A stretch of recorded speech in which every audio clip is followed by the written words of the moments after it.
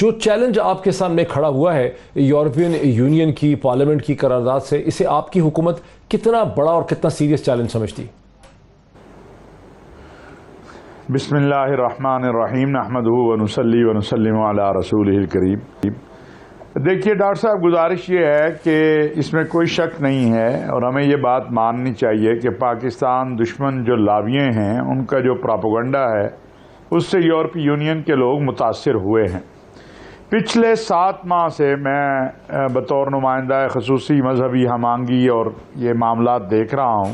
ہمارے ملک میں ایک کیس نہیں ہوا کہ جس میں آپ کہیں کہ توہین مذہب یا توہین ناموس رسالت کا کوئی غلط کیس اندراج ہوا ہے یا اس کے قانون کا غلط استعمال ہوا ہے۔ اسی طرح جو جبری مذہب کی تبدیلی کی بات ہوتی ہے اس کے واقعات بھی نہ ہونے کے برابر ہیں۔ میں یہ نہیں کہتا کہ نہیں ہیں، لیکن نہ ہونے کے برابر ہیں۔ یہ تو ہے مذہبی اعتبار سے، اور بہت ساری بہتری آئی ہے، بہت سی چیزوں میں ہم آگے گئے ہیں۔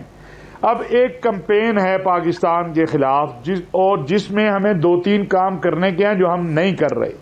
ہمارے ہاں جن لوگوں کو یہ کام کرنا ہے، ہمارا فارن آفس ہے یا باقی لوگ ہیں، کہ وہ دنیا کو بتائیں کہ جو توہین ناموس رسالت یا توہین مذہب کا ہمارے ہاں قانون ہے یہ لوگوں کی جانوں کا محافظ ہے، اس کی وجہ سے لوگ بچتے ہیں۔ اگر یہ قانون نہیں ہوگا تو یہاں جو حالات ہیں ہر کوئی اپنے ہاتھ میں تلوار پکڑے گا اور کسی پہ الزام لگائے گا اور اس کی گردن کاٹ دے گا۔ ہمارے ہاں اس قانون کی وجہ سے میں آپ کو ان 6 ماہ میں بتا سکتا ہوں کہ ہم نے کتنے لوگوں کو جب جا کے قانون کے دائرے میں گئے تو ان کی بے قصور تھے، بے گناہ تھے، اور وہ آج اپنے گھروں کے اندر ہیں۔ اسلام آباد کی رمشا مسیح اسی قانون کی وجہ سے اپنے گھروں میں ہے۔ ایک منفی پراپوگنڈا جو ہے وہ پاکستان کے حوالے سے کیا جاتا ہے۔ اور دوسری بات ہے، ایک ہے توہین، ایک ہے نفرت انگیز مواد، ایک ہے نفرت انگیز تقریر، اور ایک ہے آزادی اظہار۔ آزادی اظہار اور چیز ہے، گالی دینا، توہین کرنا، نفرت پھیلانا یہ اور چیز ہے۔ ہمیں اس پہ کل بھی وزیر اعظم صاحب نے جو OIC ممالک کے ممبران کے سفراء ہیں ان سے جو میٹنگ کی اس میں بھی ہم نے یہ بات کی ہے، اور میں سمجھتا ہوں کہ انشاءاللہ ہم اپنے دلائل کے ساتھ اگر یورپی یونین کے لوگوں کو آگاہ کریں گے وہ ضرور مانیں گے۔ میں آپ کو ایک آخری بات کہوں، آپ نے بھی وہ رپورٹ دیکھی ہوگی، ایک بڑی علامہ صاحب آپ نے کہا کہ فارن آفس کی ذمہ داری ہے، آپ نے کہا کہ فارن آفس کی ذمہ داری ہے۔ فارن آفس کے ذرائع سے جب پوچھتے ہیں تو وہ کہتے ہیں کہ جو ہمارے ڈپلومیٹس یورپ میں ہیں وہ کہتے ہیں کہ ان سے سوال یہ پوچھا جاتا ہے کہ اگر حکومت نے TLP کو بین کر دیا تھا تو پھر اس کے ساتھ معاہدہ کیسے کیا، اس معاہدے اور ایگریمنٹ کو پارلیمنٹ میں ڈسکس کیسے کیا، اگر TLP ایک بین جماعت ہے تو اس نے سندھ میں کراچی میں ہونے والے بائی الیکشنز میں حصہ کیسے لیا۔ تو ڈپلومیٹس کو کہتے ہیں کہ ان کو یہ بڑے مشکل سوالات کے جواب وہاں دینے پڑ رہے ہیں، اور ہماری جو اندرونی سیاست ہے وہ کوئی مدد نہیں کر رہی وزارت خارجہ کی۔ نہیں، میں اس میں گزارش کروں، پہلی بات یہ ہے کہ TLP کو حکومت نے بین کیا، جو اس کا پروسیس ہے وہ جاری ہے۔ دوسری بات ہے، کیا آج امریکہ نے طالبان سے مذاکرات نہیں کیے؟ کیا ماضی میں ہم نے میاں نواز شریف صاحب کے دور میں، زرداری صاحب کے دور میں TTP سے ہم مذاکرات نہیں کرتے رہے؟ میں خود ایک وفد کا حصہ تھا جو ان سے بات چیت کرتا رہا۔ کیا سوات کے طالبان سے بات چیت نہیں ہوتی رہی؟ یہ تو دیکھیں، ایک ایسے مسئلے کے اوپر عوام الناس باہر نکلی جو ہم سب کے دلوں کے قریب ہے، رسول اللہ صلی اللہ علیہ وسلم کی اہانت کا مسئلہ۔ جو قانونی پہلو ہیں وہ قانونی پہلو اپنی جگہ ان کے پاس جو حق ہے یا جو بھی ہے، لیکن کوئی معاہدہ اس کے بعد نہیں ہوا۔ بات چیت ہوئی، ان کو بتایا گیا کہ یہ ہم کر سکتے ہیں، یہ ہم نہیں کر سکتے۔ بات چیت تو دنیا میں ہر جگہ ہوتی ہے، لیکن جب تحریک لبیک کو بین کیا گیا اس کے بعد ان کے ساتھ کوئی نیا معاہدہ بالکل نہیں ہوا، اور نہ ہی حکومت نے کوئی ایسا میں سمجھتا ہوں عمل کیا۔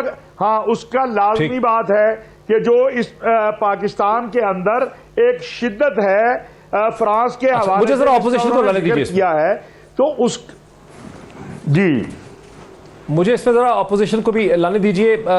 جی رانا تنویر حسین صاحب، یہ مسئلہ، یہ چیلنج جو ہے یہ محض حکومت کا نہیں ہے، یہ چیلنج پاکستان کے تمام سیاسی نظام کا ہے، تمام سیاسی جماعتوں کے لیے ہے، ریاست کے لیے ہے، معاشرے کے لیے ہے۔ آپ کی جماعت جو ہے آپ خود پبلک اکاؤنٹ کمیٹی کے چیئرمین ہیں, آپ کو اندازہ ہے کتنا بڑا یہ اکنامک چیلنج ہے.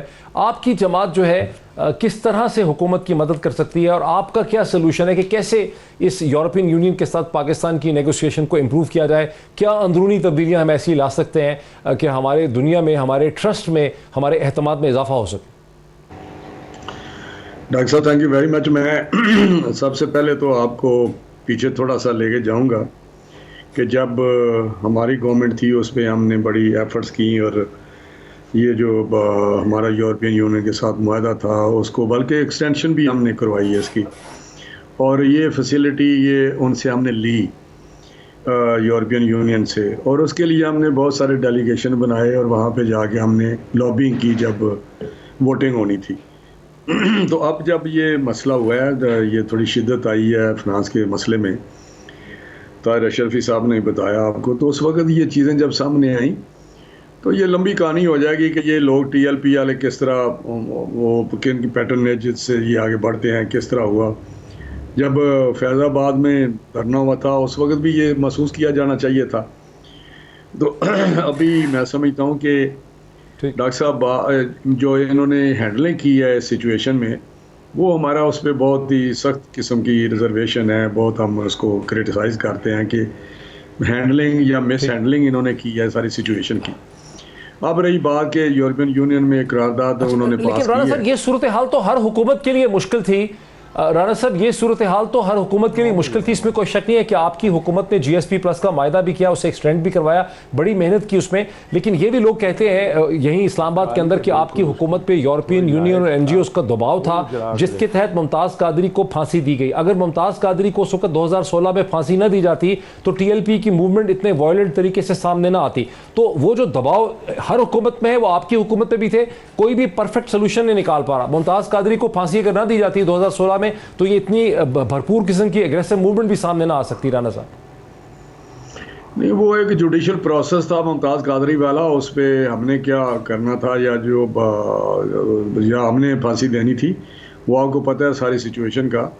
لیکن مسئلہ یہ ہے کہ میں جو ابھی جو سچویشن ہے اس کے لیے آپ کو یہی بتانا چاہتا ہوں کہ یہ جو بات کر رہے تھے طاہر اشرفی صاحب, میں بالکل اتفاق کرتا ہوں. یہ ہمارے فارغ آپ سے جو ڈپلومیٹک لیول پہ لوگ ہیں ان کی فیلئر ہے کہ وہ کہتے ہیں جی کہ آپ نے معاہدہ کیوں کیا. یہ کوئی اتنے ٹیڑھے کویشچن نہیں ہے جس کا وہ جواب نہ دے سکیں. وہ ہیں کس لیے, ان کو ٹریننگ کس لیے دی جاتی ہے فارن آفس کو, کیوں کہتے ہیں وہ ڈپلومیٹ ہیں, اور وہاں ہماری جو ڈپلومیٹک کور ہے وہ اس کا ایک پروفیشن ہی ہے, ایکسپرٹ اسی طرح اس کام کے لیے ہیں کہ وہ جا کے رائے عامہ یا جو بھی لوگوں کی ریزرویشن ہے یا جو ذہن ان کے ساتھ کریں. دوسری بات یہ ہوئی کہ جو ہمارے پاکستان کی سچویشن ہے یہ کیوں نہیں آپ رجسٹر کرا سکے کہ جہاں جتنی منورٹیز ہیں. ڈاکٹر صاحب یہ بڑا اہم پوائنٹ ہے کہ یہ بڑی پریویلیج کلاس ہے ہمارے. میں آپ کو مثال دیتا ہوں کہ جتنے بھی منورٹی میرے حلقے میں رہتی ہے وہ مجھے ووٹ دیتی ہے, میں ان کا ایم این اے ہوں اور ان کا ریپرزنٹیٹیو ہوں, اور ان کی اسپیشل سیٹیں بھی ہیں جو منورٹی ہیں. کسی بھی اسمبلی میں مجھے بتا دیں دنیا جہان کے جو ریپرزنٹیٹیو ادارے ہیں وہاں پہ کسی بھی کمیونٹی کو 2 دفعہ ریپرزنٹیشن ملی ہو. میں نے کرسچین جتنے بھی میرے حلقے میں یہ پوائنٹ آپ کا صحیح ہے.